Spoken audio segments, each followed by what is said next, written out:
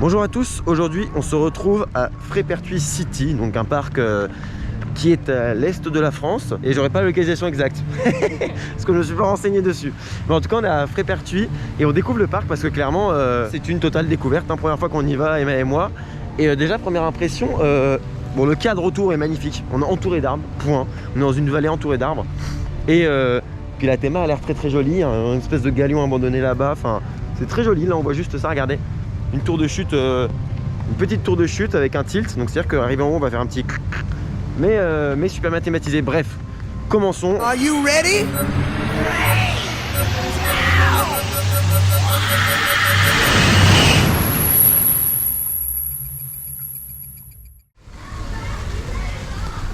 Bon, je sais pas si vous avez vu, mais il y a une très belle théma, grosse immersion. Et là, on se dirige direct sur Timber Drop, donc c'est un coaster. Que je dise pas de conneries, je crois que c'est SNS le constructeur. Et en fait, c'est un coaster avec une chute. Alors, vous voyez, c'est très bizarre. En fait, ça a une chute hyper inclinée. Ils avaient d'ailleurs détenu le record pendant quelques temps, très peu de temps, la chute la plus inclinée du monde, si je dis pas de bêtises. Et je crois que c'est encore l'une des chutes, déjà la plus inclinée de France, c'est sûr, mais même peut-être d'Europe, à vérifier aussi. Quoi qu'il en soit, bah, elle donne carrément envie cette attraction. Déjà, les harnais, c'est un truc au-dessus, un truc ici, très bizarre. Mais c'est du constructeur, il est comme ça. Bah en fait on est à la fois libre et à la fois pas du tout. Mais ça a l'air trop bien.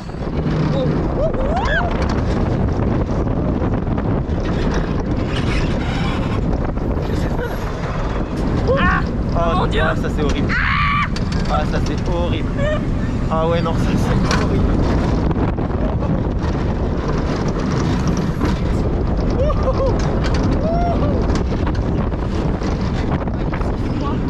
Hein? Ah, les freins magnétiques par contre ils sont violents. Super.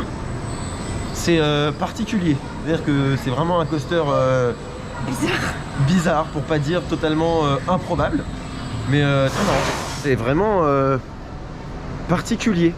Et d'ailleurs, comme l'a dit Emma dans l'attraction, mais je sais pas si vous l'avez entendu ou si je l'ai mis même, ici nous avons la ronde des rondins. Alors déjà elle a gardé le même nom. C'était une attraction qui était au parc Astérix il y a longtemps. Je l'ai faite au parc Astérix. Et maintenant elle est ici à Frépertuis City. Voilà. Ils l'ont racheté, ils l'ont hyper bien thématisé. Ils ont un petit cours d'eau en dessous et tout. Superbe. Là on se dirige sur Grand Canyon qui est une sorte de mine train. Je crois que c'est un socket. Vu la gueule des rails, c'est un socket, c'est sûr. Regardez, il y a le rail qui passe en haut de la file d'attente. Enfin, dans la file d'attente on passe sous le rail. Je trouve ça beaucoup trop cool. J'adore. On passe sous un rail de coaster. Sympa. Voilà. Putain, c'est beau quand même. C'est vraiment très joli.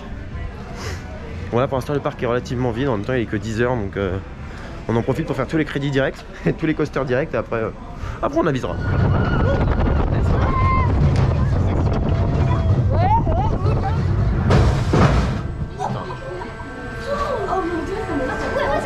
Bon alors, première chute sympa.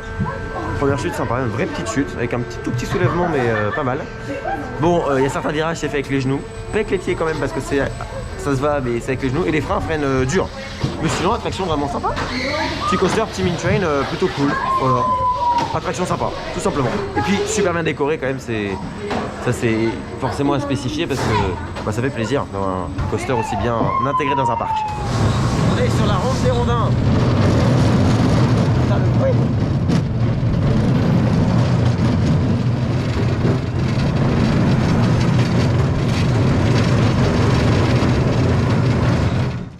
Alors, et ben on sort de la ronde des rondins. Alors, ça peut paraître con, mais étant donné que c'était une attraction que j'ai fait il y a très longtemps à Astérix, et ouais, il y a ce petit côté genre, ah, c'est petit côté nostalgie. Voilà, c'est trop mignon d'avoir pu faire la ronde des rondins relocalisée ici.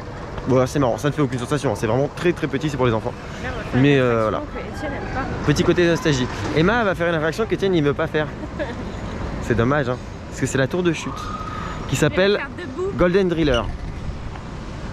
Que je vous explique comment ça marche. Je ne monte pas dedans. Vous avez 4 nacelles. Chaque nacelle a une particularité. La première, vous êtes assis. Bon, classique sur une tour de chute. La deuxième, vous êtes assis et au moment de chuter, vous faites un en avant. Un petit, voilà. L'autre, vous êtes debout et les pieds dans le vide. Et arrive en haut, vous faites un tilt. Ça, c'est assez violent, je pense. Et l'autre, c'est debout avec quand même un socle. Et pareil, vous faites un tilt avant de tomber.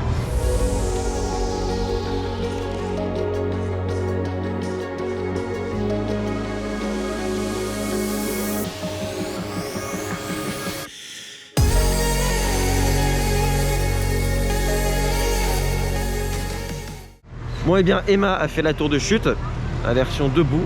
Moi évidemment non, je ne l'ai pas fait. Et du coup bah là on se promène. Parce que voilà, normalement vous avez sûrement eu un on-ride de la tour de chute, ce qui n'arrive jamais sur ma chaîne. Grâce à Emma. Et on peut remercier Emma. Bah là on continue à se promener, on découvre un peu le parc parce que clairement bah, on a tellement été sur les coasters tout de suite que du coup là on apprécie plus visuellement le parc. Voilà, on a plus le temps de regarder. Et donc là on arrive au Mexique, quartier mexicain. Alors il y a un train déjà, il y a un train qui fait tout le tour du parc, ça c'est très cool. Vous savez comme dans beaucoup de parcs, des petits trains voilà, qui font le tour, petite visite, petite balade. Et vous avez une grande roue qui est avec des espèces de charrettes western. C'est vachement sympa. On est donc allé à l'entrée au snack pour prendre un petit déjeuner. Après avoir fait les 3 premiers coasters, les 3 coasters du parc, on va prendre un petit déjeuner. Donc on a pris voilà, donuts, pain au chocolat, Emma a pris un pretzel parce que pourquoi pas. Et du coup bah là on se pose déjà. Alors qu'on vient d'arriver finalement. Là c'est l'éclat total. On est dans un truc à sensation forte. Mais non, trêve de plaisanterie. Et ben il est magnifique ce carrousel. Il est ouvert en 2008 et il est vraiment super beau. Déjà le thème, bon c'est un thème Far West hein, donc on a des chevaux, des buffles et des carrioles, enfin des charrettes. Franchement sans déconner, il est vraiment très très beau. Il est d'une qualité genre vraiment à l'ancienne de fou et très très beau. Voilà, c'est un classique dans un parc mais celui-là la particularité est magnifique. Donc on apprécie. Avis à tous les parents, si vous avez marre de votre gosse, vous pouvez changer vos bébés ici. C'est vachement pratique. On se dirige sur ce qui s'apparente à l'attraction nommée l'île aux pieuvres. Alors, c'est une attraction que j'ai déjà fait dans un autre parc. C'est vachement sympa. Et si vous connaissez Jérôme en live, donc je vous conseille hein, sur Instagram, sur Twitch, et ben il appelle ça les ploups.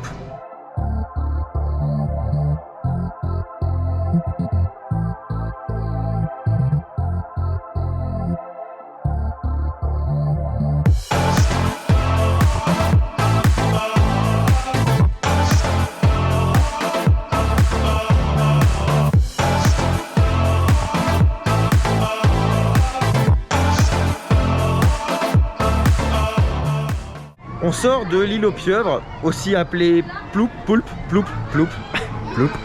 Et bah super cette attraction, c'est vachement cool. Moi j'adore, voilà, c'est trop bien, c'est fun. Ça dure pas très longtemps, mais c'est juste voilà. En fait, vous avez un volant et il faut mettre des grands coups, se coller à la paroi et se mettre des grands coups pour se faire éjecter.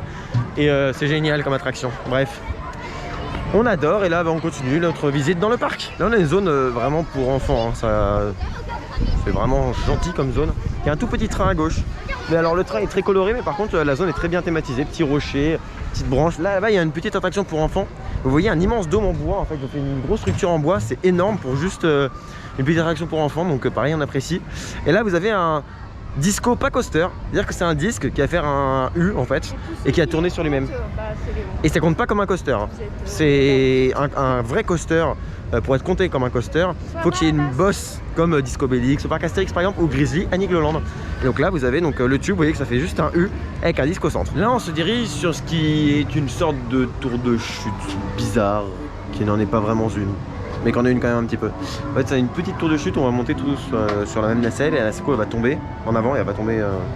Bref, voilà, c'est une tour de chute, c'est pas grand chose quoi, peut-être 15 mètres, un truc comme ça, mais c'est marrant. J'ai fait après la même chose à Thrill déjà et c'était franchement marrant. Voilà, donc je vais faire ça. C'est horrible. Bon, on sort de la petite tour de chute. Bon, c'est sympa. Moi, ça m'a strictement rien fait. À part le moment où ça lâche, où ça tilte en avant, franchement. En fait, vu que c'est pas juste notre siège qui tilte, c'est vraiment toute la structure qui d'un coup tombe. On a vraiment l'impression qu'on va tomber du véhicule et ça, pour le coup, j'adore. Mais bon, après, niveau sensation, bon, ça reste très très léger.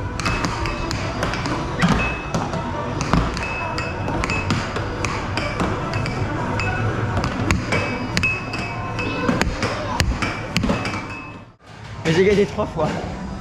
Tu t'es bien défendu. Mais voilà, il y a l'excuse et c'est normal. J'ai déjà joué pas mal de fois à ça. Et à la fin c'était très très serré. Et à la fin c'était un peu plus serré, un peu plus. Non, c'était très serré. Un peu serré. Dans ce parc il y a plein de rivières, plein d'eau comme ça. En plus elle est transparente l'eau, translucide. C'est trop marrant. J'adore, il y a beaucoup trop de flotte, c'est trop bien. Et regardez, quand je dis qu'il y a beaucoup d'eau, là il y a aussi un endroit, un petit cours d'eau. Il y a, bon là c'est de l'eau, bon c'est artificiel, enfin dans le sens c'est des jets d'eau donc c'est moins... Bon c'est sympa mais ce que je veux dire c'est que c'est moins naturel, ça fait moins théma, c'est plus pour le fait de se mouiller là. J'adore tous les petits cours d'eau qu'il y a dans ce parc, vraiment je suis fan.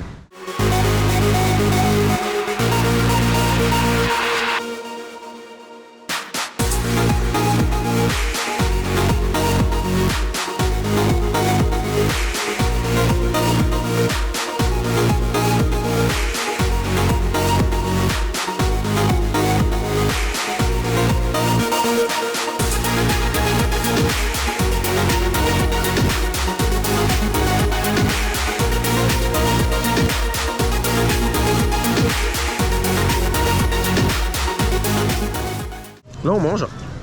Donc Emma n'a pas encore reçu sa nourriture, mais elle va bientôt recevoir. Parce qu'on n'a pas pris au même endroit. Moi j'ai pris un hot dog qui est très voilà. Donc qui est sympa, que normal. Voilà, il n'y a pas de ni plus ni moins, il est normal. Et j'ai payé je crois 8 € avec une bière pression. Donc tarif parc, ça me choque pas plus que ça. Et Emma là t'as pris quoi? Après un sandwich normal avec frites et boissons. Et pareil, il est pour le même prix à peu près 8-9 €, donc voilà, c'est 8,80 voilà, donc prix parc, pareil, qui ne m'étonne pas. On verra si c'est bon. Et là il pleut, c'est très chiant. Et heureusement il y a ces petites bâches qui coupent un peu la pluie, mais pas tant que ça. Donc c'est la météo quoi, tout simplement. On a souvent pas de chance dans les parcs avec Emma. Et là ça se concrétise une nouvelle fois, ça se prouve une nouvelle fois. Mais bon, ça change rien, on profite déjà bien. Et j'ai fait 4 Timber Drop. Et j'ai toujours pas donné mon vrai avis sur Timber Drop d'ailleurs. Et je le ferai un peu plus tard. Donc on a pris des trucs à manger.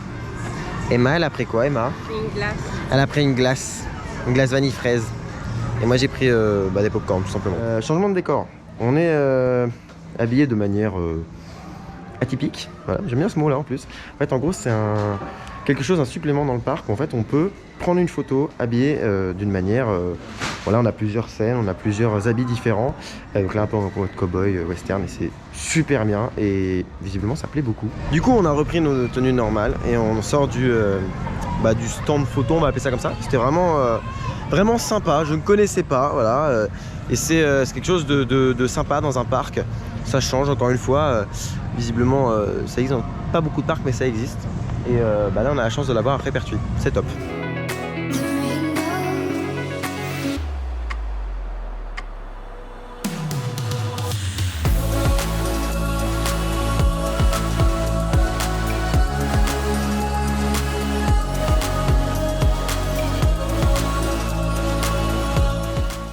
Alors, Emma a refait la tour avec Frédéric, la personne qui fait la communication ici à Frépertuis.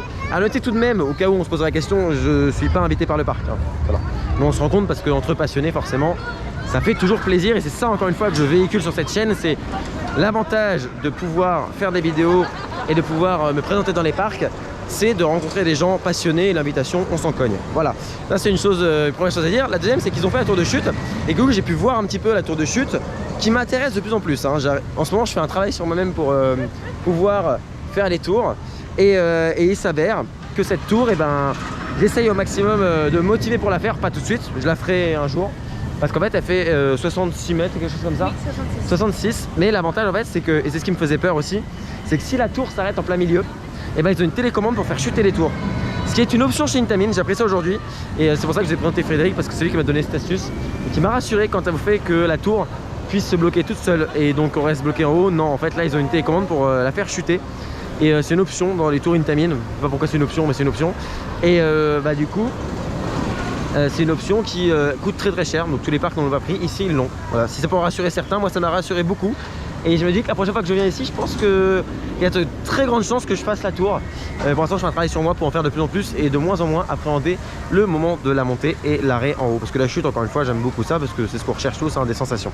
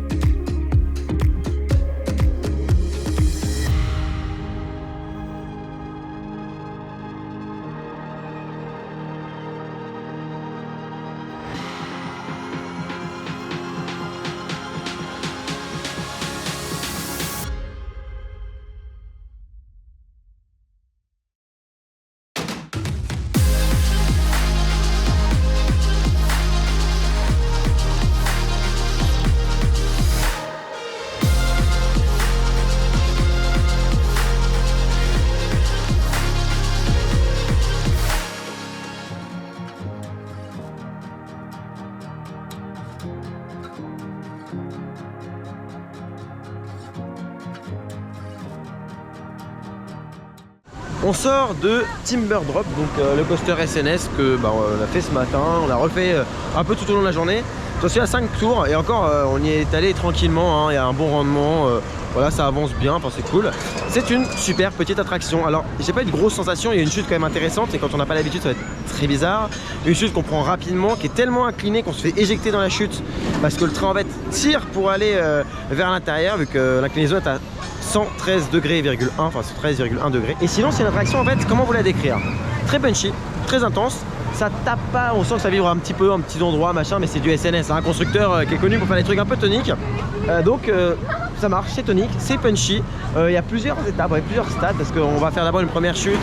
Après on va faire une chute à l'envers qui est très perturbante, on reste très longtemps à l'envers. Après il y a une vrille aussi très lente, enfin voilà, c'est d'un coup on a un truc déroutant, voilà, atypique. Ensuite un truc très punchy, ensuite un truc atypique, enfin, c'est vraiment et c'est un savant mélange de douceur et d'intensité et de choses qui vont juste vous retourner le cerveau. J'avoue que parfois le premier coup j'ai pas eu de grosses sensations comme sur certains coasters, mais visiblement c'est pas non plus le but et je pense que certaines personnes qui sont très sensibles aux chutes, moi ça va, maintenant je les gère plutôt bien, je pense que ça peut très soulever énormément de bide la chute, vraiment. Je pense que si j'avais fait ça il y a 5-6 ans, la chute j'aurais vraiment eu mal dedans, enfin peur dedans, et de grosses sensations là finalement ça se fait assez simplement. En tout cas technologiquement parlant, c'est une merveille, il y a des trucs géniaux dessus. Chaque fois que je la fais, je découvre de nouvelles choses. Franchement, il me tarde de découvrir un jour techniquement comment elle fonctionne. J'ai essayé de voir ça, si je peux, avec le parc, voir comment elle fonctionne à l'occasion. Parce que franchement, je pense qu'il y a une très belle chose à faire et peut-être pourquoi pas un EDB World, j'aimerais bien qu'on le la présenter dans toutes ses coutures. Parce qu'il est vraiment super quoi, et vraiment très fun à faire. Et je vous le conseille pour le coup. C'est un très bon ajout dans un parc. En plus on n'a pas l'habitude de voir ça, donc franchement c'est top. Et c'est vrai qu'on a une belle variété d'attractions. On a un vieux socket qui fait un train de la mine. On a donc un tout petit coaster, un kiddie, la ronde à rondin. On a une tour de chute avec 4 chutes différentes. Ensuite vous avez donc Timber Drop qui est quand même cool. Enfin bref, pour un petit parc c'est juste merveilleux. Et l'intégration de l'attraction est juste parfaite. Et limite je le mets pas assez en avant parce que j'ai l'impression d'être dans un gros parc. Et en fait on se rend compte qu'au niveau de la taille que c'est pas du tout un gros parc. Mais au niveau de la qualité des décors et l'intégration des attractions, oui on peut vraiment s'y perdre et se dire oui on est dans un gros parc. Mais c'est un parc régional. Et voilà, c'est vraiment pas, il a pas une carrure de ce qu'on va voir à Astérix ou à Disney par exemple. Et pourtant on s'y croirait vraiment. Du coup là on va sur un stand où il y a des brochettes de fruits, on a vu ça tout à l'heure. Bon du coup on s'est posé là. Alors les brochettes sont des brochettes de fruits frais, comme me dit Frédéric. Et les smoothies sont des smoothies de fruits frais parce que j'ai pris une gorgée, j'ai fait wow. Genre en fait oui c'est pas un smoothie, je pensais à un truc un peu industriel. Et en fait non, bah c'est un bon point pour le coup parce que on mange un vrai fruit. Et ça c'est cool parce que là c'est le meilleur niveau santé, niveau goût. Et non en vrai Trade of Plaisanterie c'est vraiment bon, donc je tiens à le préciser, je pensais pas en faire une vidéo mais... Et par contre j'ai pas dit le prix, la brochette de fruits c'est 3,90 € et le smoothie 3,70 €. Bon bah voilà, tarif parc classique, ça me choque pas. Il y a un nombre de peluches dans cette boutique. Bon, Emma est conquise par cette petite peluche. Mais il y a un nombre de peluches en vrai, c'est con. D'habitude je vous montre pas trop, mais ça change. Des fois, il y a des... par exemple, ça en général, c'est une peluche qu'on va retrouver dans beaucoup de boutiques. Les œufs pailletés et tout, complètement psychédéliques. Alors qu'on a des animaux, franchement, genre celle-là qui est faite en matière recyclée et tout. Elles sont super belles ces peluches.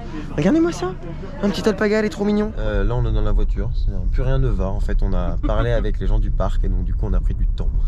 Et parce que c'est très important de pouvoir échanger avec des passionnés, c'est trop cool.